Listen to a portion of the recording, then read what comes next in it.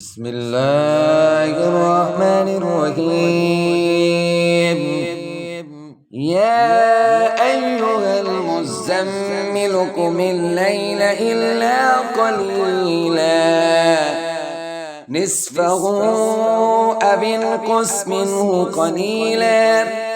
أو زد عليه ورتل القرآن ترتيلا إنا سنلقي عليك قولا ثقيلا إن ناشئة الليل هي أشد وطئا وأقوم قيلا إن لك في النهار سبحا طويلا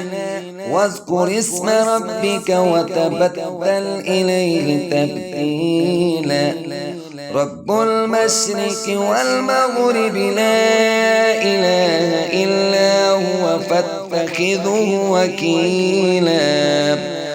واصبر على ما يقولون واهجرهم هجرا جميلا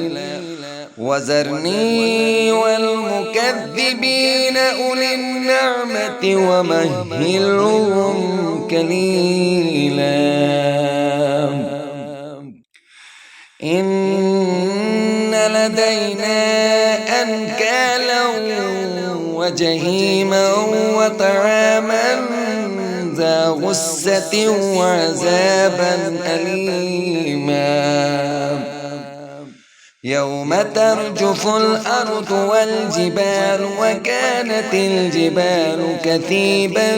مهيلا إنا أرسلنا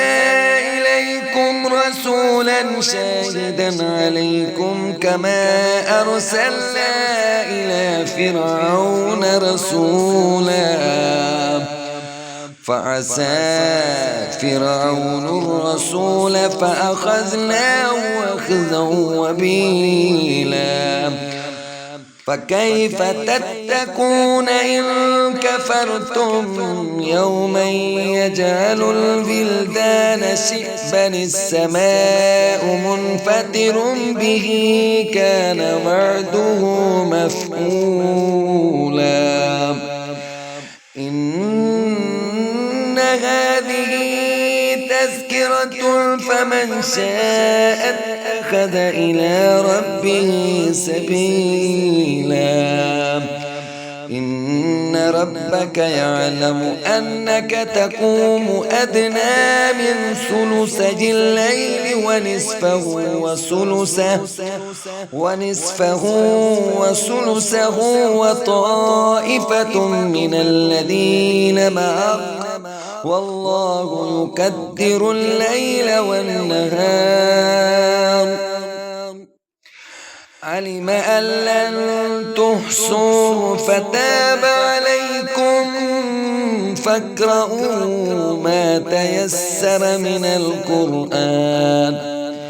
علم أن سيكون منكم مرضى وآخرون يضربون في الأرض يبتغون من فضل الله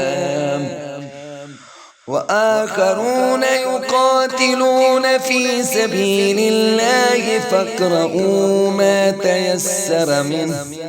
وأقيموا الصلاة وآتوا الزكاة وأقرضوا الله قرضا حسنا وما تقدموا لأنفسكم من خير تجدوه عند الله هو خيرا